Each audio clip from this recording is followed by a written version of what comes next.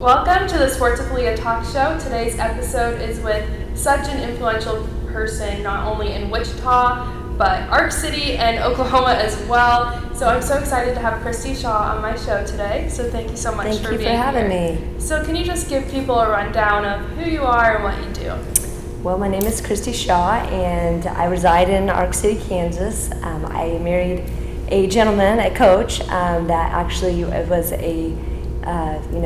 from Ark City, and he coached in Winfield for 25 years before he passed away a year and a half ago. All-American football player, baseball player from Hutch, Southwestern, and actually just amazing athlete in general. So we made our home in Ark City, and I've been there for 27 years. I've been at Cowley College for 24 years. I've done everything from GED, chief examiner for Cowley and Sumner counties, to director of student life. I coached track and field, managed our wellness center at Cowley College, Head cheerleading coach for 10 years, displaced homemaker program. I wrote grants for the Kansas Department of Ed. So I've kind of done a plethora of things. But my number one thing that makes me tick is making a difference in the lives of people. That's really what I feel like my calling is. So whether it be for coaching or doing my consulting stuff, that's at the end of the day, that's what I feel like my call of duty is. Yeah, well, I love that because I've definitely seen, so I actually first found you by Taylor Eldridge posting on his Facebook that he's looking for influential women in the sports scene, and so many people said your name, and I actually know a few people from Ark City, so I've seen so many people I know even saying your name, so I'm like, okay, I need to get to know you. So what do? You said you're a dean, so can you just talk about... I'm the executive director of enrollment management, so with that being said, we have our Sumner campus, which is brand new, located in Wellington. So we are more concentrated in agriculture in our business classes and computer science there. And then, of course, our Wichita site, and it's more for our non-traditional students, more online. Yeah. We are getting ready to do a big thing on our synchronized learning there come fall. And then, of course, our Ark City campus and our Mulvane campus. Our Ark City's our main. But and then Mulvane, services throughout the Wichita area as well. So I have about 22 employees underneath me. So I don't like to say underneath me. They're my team. Mm-hmm. We work pretty good together. So that's my first job. And then when I get off every day from work, I go coach competitive cheerleading. So I've done that for 20 years. Wow, that's crazy. It is crazy. Yeah. I'm crazy. Yeah, very busy. And we'll definitely touch on cheer here in a little bit.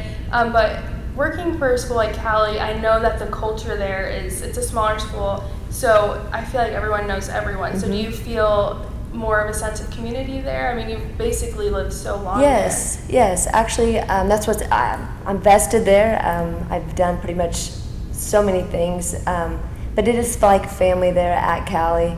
And, kids, students, I hate to say kids, but students go on and then come back, and some of them don't ever want to leave. They're like, Miss Kristi, I don't want to leave. I'm like, you're going to have to go fly, and then come back and visit. But it's just been a great place. I just turned 50, so half of my life has been working there, and I can retire in 5.5 years, and I doubt I do, but it's a great place to work. It's a family atmosphere, and we have all sports and, the dorm life, and it's just a great place. We're, growing every day, and with all the challenges going on, we've kind of held our head above water, and I never left work. I continued working throughout the whole time, just on the virtual side of Zooming and stuff. But it's all about the students, and I love that piece of the community setting, the community college setting, because you're meeting on the heart, plus here and getting it all together. And if that's all they want to do is go to a community college, great. I want to help you succeed, whatever that. Or if you want to go on to 4-year, that's what I want to help you do as well. Yeah, and although I didn't ever go to a community college, I know that there's so much value there, but I also see people that, try to bring community colleges down, but then there's also the same amount of people saying, no, community colleges are awesome. So what value do you see with community colleges? Well, I'll just give you an example. Both of my daughters went to K-State. One of them's getting ready to go to K-State, but they both took a lot of high school credits. Yeah. So for my pocketbook, I saved a lot of money. Yeah. And everything was transferable, so they only had to go to K-State for 2 years because all the classes they took transferred right in. Wow. So to me, bigger bang for your buck. Mm-hmm. And as far as the education piece of it, Halston, my oldest daughter, is a school teacher. She just recently got married and living in Arkansas with her husband is a doctor. So they're doing great things. But all of that started with implementation of high school concurrent dual, and then Hadley the same way, my youngest daughter. So I feel like that piece of it financially is awesome, and then just taking the same classes at a bigger university with less like intense classroom with so many students in the class, getting that one-on-one attention and kind of getting your feet wet on the online scene of things. If you're a more face-to-face student, that little lesser classroom is a little bit more like not overwhelming. Yes. So those are just some benefits that I see that a community college can give the student, not just the student but the parent if they're helping with the student, financially. Yeah, definitely. And I know that the bonds created there are crazy. Oh my goodness, yes. And then of course, everybody in your classes, so the networking piece of it, if you were to go into it for you, or you get ready to go out to your workplace, to the work at the industry in itself, those are lifetime friends that you make to go on a network throughout. So yeah. And I know this is kind of a loaded question because it's so hard to look back on a career, but can you pinpoint any one point where it's like, wow, this is my calling, this is what I meant? Actually, this isn't what I thought.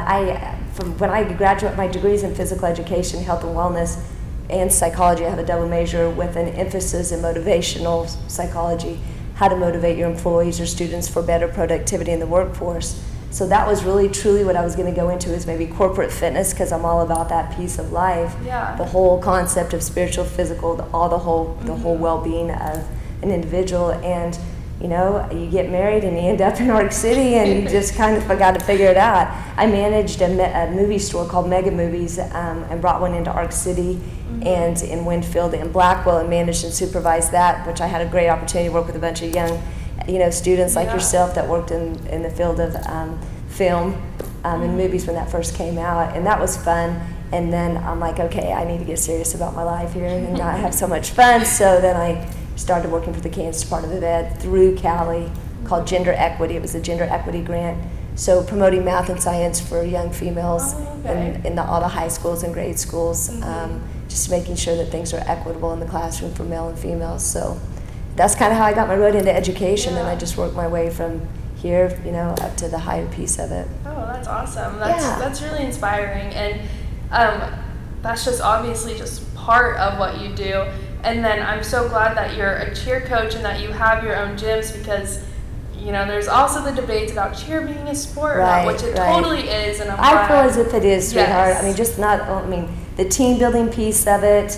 I'm relying. You have to be as one in the sport of competitive cheer. You're relying on 3 other people underneath you to hold you up. Yeah. And if one person is gone from the routine, you cannot do the routine effectively. Your pyramids don't go up, your stunts don't go up, and just the unity as one. You have to think as one. No, there's not one person that can be off.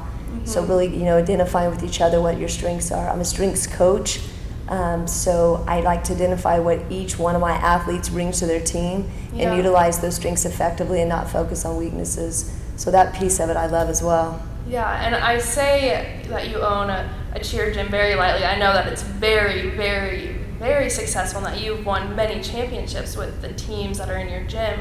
So I guess first let's talk about, how did you start the gym and the teams and everything? Well, it's really ironic because my oldest daughter, my girls are 6 years apart, and my oldest daughter is very, very strong in competitive dance, and I noticed that she's flipping around, and I'm like, you know what?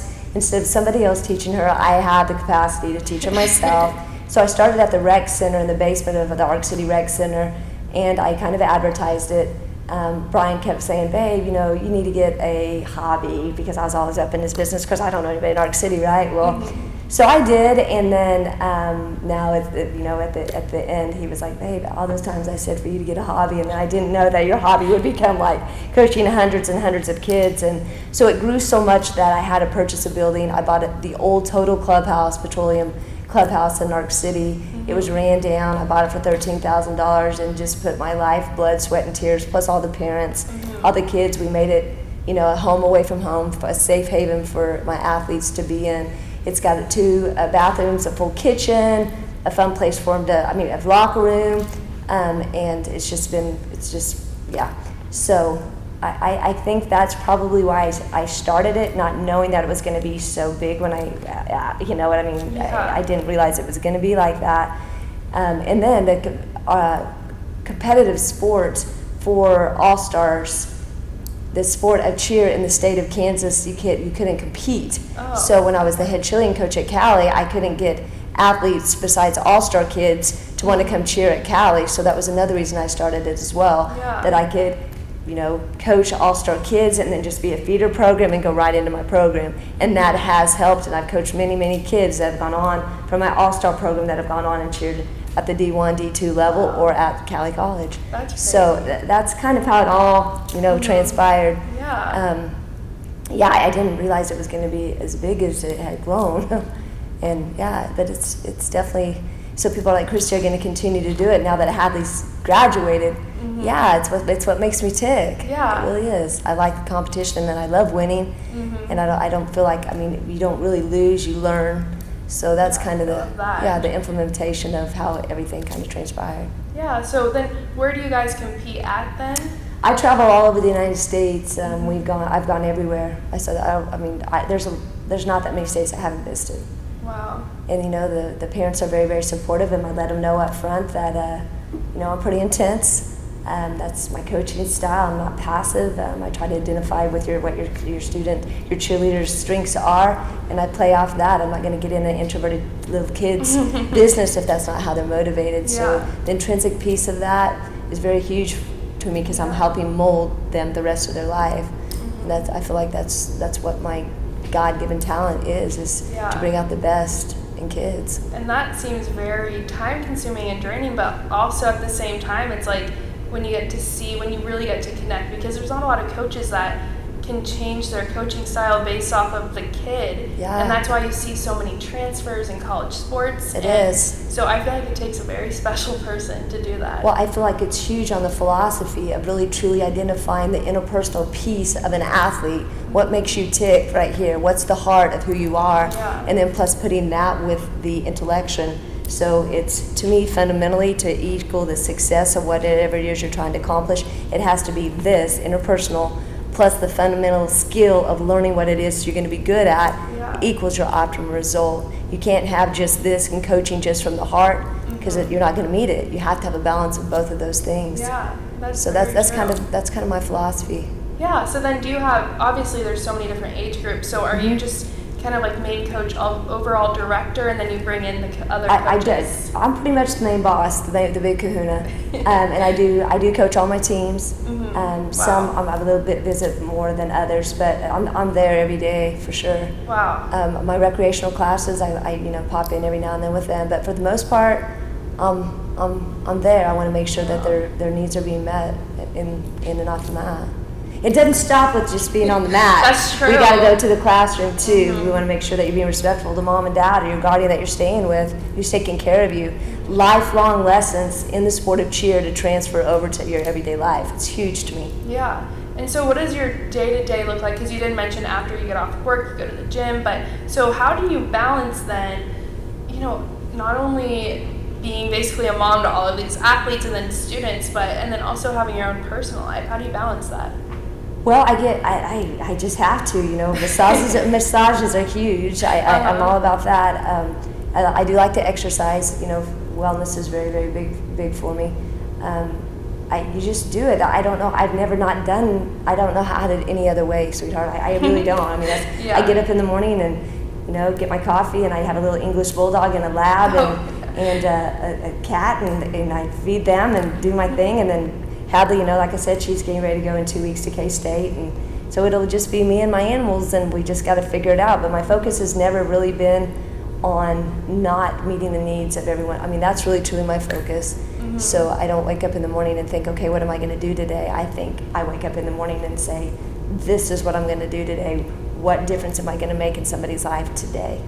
You know what I mean? I like that. Yeah, I like how intentional that is, because a lot of people aren't as intentional with their actions or their thoughts because it's just very mundane for a bunch of people. And I know I can sometimes, because I'm a very busy person too, but especially with coronavirus and everything, it's just like, I have to do this. But I feel like having your mindset, anyone watching at home can benefit from, for sure. Well, my husband had cancer, the most fit man you'd ever meet. I mean, he got Coach of the Year for Wichita for tennis. Wow. Before he passed away, so that was huge. But I watched him, suffer for 3 months. Somebody that was beautifully built, just kind of shrivel up. I never left my house in 90 days, and I really opened up my eyes to see humanity and how fast it can be taken. I will never take anything for granted, ever. Yeah. So the gift of life is so precious in my eyes because I saw it be taken away just like that. Yeah. And so did my girls, so with their dad. So there's a lot, when I'm getting down on myself, or I start feeling sorry this or that, I'm like, oh no, I can't go there. I can't go there, You have life, you have breath, you have a day to help and make a difference in the lives of people, so don't go there. But I just still can't allow myself to do that. Yeah, well, thank you for sharing that. Yeah. Because, it helps me, and I know it will help literally anyone listening at home as well. So. For sure, you just don't, people say, Kristi, how did you do that? I literally didn't leave my house for 90 days because when I made a commitment, I said, till death do us part.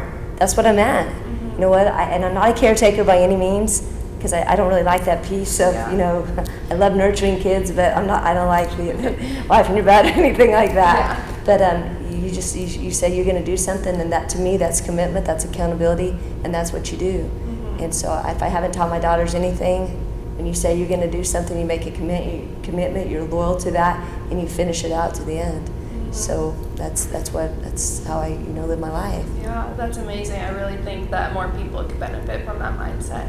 So, and then with your athletes too, I'm sure you have shared that kind of story. So from the cheerleading standpoint, was there any big moments where you're like, looking back, because it is hard for people like us that are always super busy to just take a step back and like, wow, I really made a difference. But was there that point in your career where you're like, wow, I want to make a difference in these people's lives as well? Was there one thing, or was it just something that built up? No, I just think just over time, when your athletes come back and say, Coach Kristi, I was at the worst part of my life, and you were there. I think that's what gives you the fire and the fuel to go on to continue doing what you're doing, not for that accolade, but knowing that you're making that difference, subconsciously. You're always wanting to make sure that, I have athletes all the time call me and say, Coach, what do you think about this? What do you think about that? And I said, you would know what I think about that. You wouldn't agree with it, right? And I'm like, no, but that's ultimately up to you. You have to learn through that. But I still get that on a daily basis. My athletes, what's so great about it, and I don't even know how I do it, but the moms will come in or the dads will come in and say they just don't want to let you down, Kristi. But I feel like if you set that expectation and you respect them as an athlete, they're going to naturally respect you. I want to know how you're doing. I truly, from my heart, want to know how you are doing. It's you and I. I'm not thinking about anybody else at the time. When you and I are in a conversation, I am here. And I think that's where a lot of coaches miss the boat, because they're here. I'm here. Yeah. How are you doing? I want to know how you're doing. Because a lot of that, what you produce out here, comes from what's going in out here. Yeah. So I always want to make sure that I'm in the here and the now right here with each one of my athletes. Yeah. Sometimes they tell me what's going on with them, and sometimes they don't. But that connection, I try to always make that relationship open.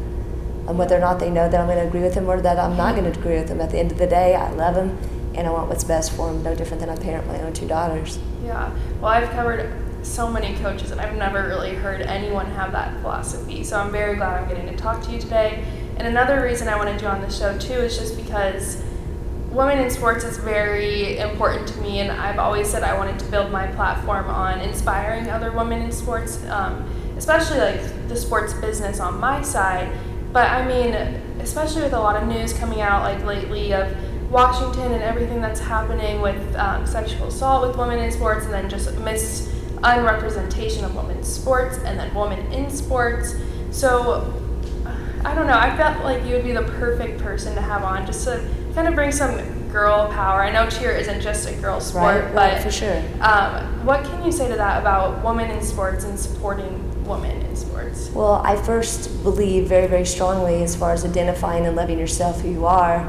And when I hear of stories such as, there's so many of them out there, right? Yeah. But in the gymnastic world specifically, I hear people say, well, why didn't she tell, or why didn't she speak out? Well, I'm telling you this right now. Some of the strongest women have gone through some of the most horrendous things and are not going to speak out, because when they did, look what the world did. Yeah. They went flipping crazy, and then subjected back at them. Why did you speak? Why didn't you speak out? Well, hell, why would have I? Yeah. You know what I mean? Yeah. So I feel as far as getting those support groups, women, being strong within other women and being supportive of one another, being a team and a network like we talked about earlier. I think that's really, really huge. And when speak out. Be heard. Be that voice, because I guarantee you there are other women and other girls going through the same thing that you are. Mm-hmm. And every time you're a voice, it just catches like fire. Yeah. I've been there, I've seen it, and then before you know it, you have a whole village of women who are strong and more powerful than just one woman speaking out. Definitely. It's huge. So I'm by no means a feminist or a liberalist in that retrospect, but I do feel empowered as a woman to be heard, and I've never had to rely on anyone to do, or my mom. I was raised by a single mom, and I saw her work 2 or 3 jobs just to support my brother and my sister, and we all 3 graduated from college. Wow. And I watched her not have to rely on anyone. Yeah. It can be done. It can. And I'm not a man, basher or anything, but I know independently, at the end of the day, I can do it. I can make it happen. And Kristi, people say, Kristi, you've had stuff. I haven't had flipping hats. I paid back my student loans at 40 years old because I paid the minimum amount that I could. I didn't get Pell Grants, none of that, because my mom made enough over the top, that I didn't get that support. Mm-hmm. But when I talk to my girls, my athletes, whether it be men, boys, or girls for that matter, you be independent. Mm-hmm. At the end of the day, who can control you? Who can control you? You are the only one that has control of yourself on what you do, what you think. I love that feeling, to be liberated, that nobody can. Well, now you got to wear a mask, but for the most part, you're the one that makes the ultimate decisions on what you do and what you say and how you react to people. It's you. I love that feeling. Yeah. You're not going to make me feel a certain way. It's to ultimately be how you're making me feel. Yeah. So as far as being like strong and powerful, that's got to be internal. Definitely. It really does. And I think the more people you can surround yourself that have that, the more it's going to rub off on you, and the stronger you're going to be. Yeah. And, as my number one strength is maximizer. So that's my other one is self-assurance. Mm-hmm. That's natural for me. Yeah. And so those are 2 strengths that I feel like I can bring out in women that are my team. I don't know. I feel like you can grow from other people's strengths. People always say, Kristi, how can I get stronger in that area? Hang out with someone that's got it. You start getting it. Mm-hmm. If you're weaker in this area, find someone that's not. Yeah. And you bring it up. Yeah. Well, that was literally the perfect answer. And I know I have a lot of college-age people watching this, and a lot can be learned from everything you said, whether it was with the athletic side, and you just seem to get it. And that's what I like. Is I always tell people sports are sports, but there are so many lessons to be learned and stuff you can from the sports area. So your athletes or other athletes in other sports, there's life lessons to be taught there. There really are. And I have a lot of athletes, that have made poor decisions or things that have happened that, against their will. And I'm like, whatever's happened, that does not define who you are until you flip and croak and die. That's not, you know what I mean? Tomorrow's a new day. Change your behavior, make it happen, and go on, and new fresh day. Definitely. It's behind you. Learn from it, move on. So negativity doesn't define who you are. It's a learning lesson, and make it happen and go on and make changes need to fit for growth. Mm-hmm. So I can't stand it when people are like, poor pitiful me, my mom this or my dad that, or I'm stuck in this. No, mm-hmm. You are your own. You are your own human being. Yes. So you can't let things define who you are. Yeah, I love that. I'm just sitting here soaking it all in because you have so much knowledge. But let's talk now, before we wrap this up, you said that you're opening a new gym, so what's some things that you're working on right now? So I just had, I always bring a choreographer, his name is, I usually use Jacinto Rodriguez, which is Haas Choreography. He was very big and pitch perfect. But right now, the last 4 years, I brought in, his name's Piggy, Piggy Productions, Jermaine Piggy, and he's from Houston. So I just got all 7 of my team's choreography learned. Oklahoma's a little bit kind of crazy as far as on rules right now with COVID. So they're kind of running around. Actually, the governor has it, I guess, and he's not even wearing a mask. So it's kind of like, whatever works for you. And then I go back 10 miles to the Kansas line, and then we're like putting our masks back on. So I'm taking preventative cause, with all my kids and everything, but it's not as intense. So we're just, learning our routines, and people are like asking me, Kristi, what's it going to be like for competitive cheer? Well, I'm not quite sure, but I'm going to have a plan A, a plan B, a plan C, and a plan D. Varsity, is the big kahuna for competitive cheerleading. But I might go to some more independents, maybe some smaller ones. So I'm not quite sure what the sport looks like or what it entails, but I'm probably not going to start competitions until January. But I can tell you this, sis, we are going to rock and roll because we are learning in all the fundamentals of the skills right now and polishing up. And if we don't know what we're doing by January, then that's poor coaching on my end. So because I've had a lot of time, right? So yeah, I've got a lot of great coaches coming in from OSU, some of my staff, and then I have a young man, helping me coach from Wichita. So I'm excited about that whole element and the growth of that. So yeah, totally different element. I'm excited. So where can people, I don't know if you have a gym, social media, or where can people follow you or your journey or your gym? You can go on Advanced Cheer Crew Allstarz. That's my Facebook. Also, I have my other one, which is my Consulting by Kristi, which I told you guys I'm a strengths coach, so that's very huge. I'm a certified strengths coach, so actually I work and go to corporations even here in Wichita, identifying with their employees what their top 5 strengths are for better productivity in the workplace. Awesome. And then as far as my cheer stuff, www.advancedcheerallstars.com. So those are 2, and then of course Facebook, Instagram, Twitter, same thing. ACC. Awesome. Well, yes. Thank you so much for Thanks coming for having today. me. And honestly, I just felt like I was getting coached by you, and it was great. So thank you. It's my so heart, much. sis. So it just kind of spills out. It is what it is. Well, thank you. I really thank appreciate it. you. And thank you guys for watching. You can follow me everywhere at BunchL18 or on Sports with Aliyah. Thanks. All right. God, sis, you're good. You just popped those questions right out